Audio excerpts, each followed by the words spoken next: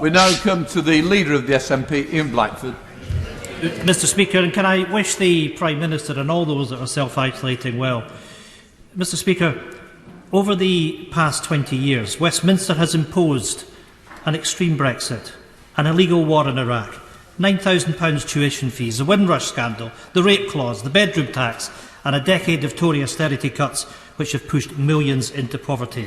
At the same time, the Scottish Parliament has delivered free prescriptions, free tuition fees, free personal care, free bus travel, the baby box, the Scottish Child Payment, world-leading climate action, all of which make Scotland a fairer and more equal place to live. Does the Prime Minister understand why the people in Scotland think it is him and his Parliament that are the real disaster? Prime Minister.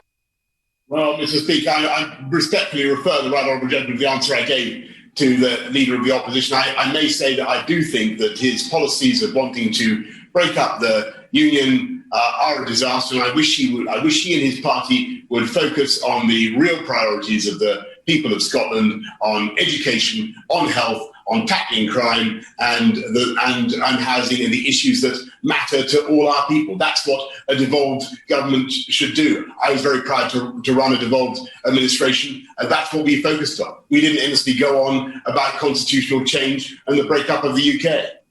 In Blackford. My goodness, I'm not sure if the Prime Minister was listening, because I just charted some of the achievements of the Scottish Government delivering on behalf of the people of Scotland. Mr Speaker, no apology and no regrets from this Prime Minister. His attack on devolution wasn't just a slip of a tongue, it was a slip of the Tory mask. The chasm between Westminster and the Scottish people has never been bigger. We know that these were not just flippant remarks when Scotland faces the biggest threat to devolution with the Tory power grab bill. The fact is, Scotland has been completely ignored by Westminster. We now face an extreme Brexit, a power grab and another round of Tory cuts, all being imposed against our will by a Tory government that we didn't vote for. Exactly. Isn't it the case, Mr Speaker, that the real disaster facing the people of Scotland is another 20 years of Westminster government? Isn't it clearer than ever that the only way, Mr Speaker, to protect Scotland's interests, our Parliament and our place in Europe, is for Scotland to become an independent country? Prime Minister.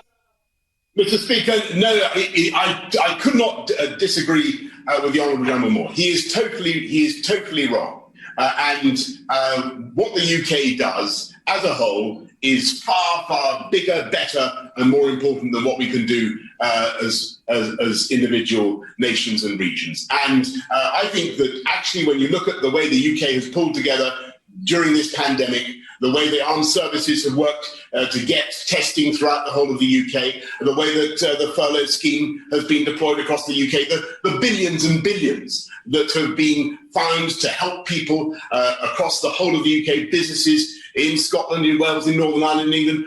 I think that the UK has shown its value and will continue to show its value, Mr Speaker. And when he talks about wanting to take Scotland back into the European Union, which I think seemed to be what he was saying just now, what he should understand, what the people of Scotland should understand, is that is a massive surrender of power by the people of Scotland straight back to Brussels, just as this country, just as the people of Scotland have taken it back again. And power not just over many aspects of their lives and their regulations, but of course power to control Scottish fisheries as well. And all that would be lost under his programme, and I may say I do not believe it will commend itself to the Scottish people. It was a programme that was decisively rejected in 2014. I believe that it is something that they would almost certainly reject again, Mr Speaker. But as he said before, or as certainly as his party said before, across. So great.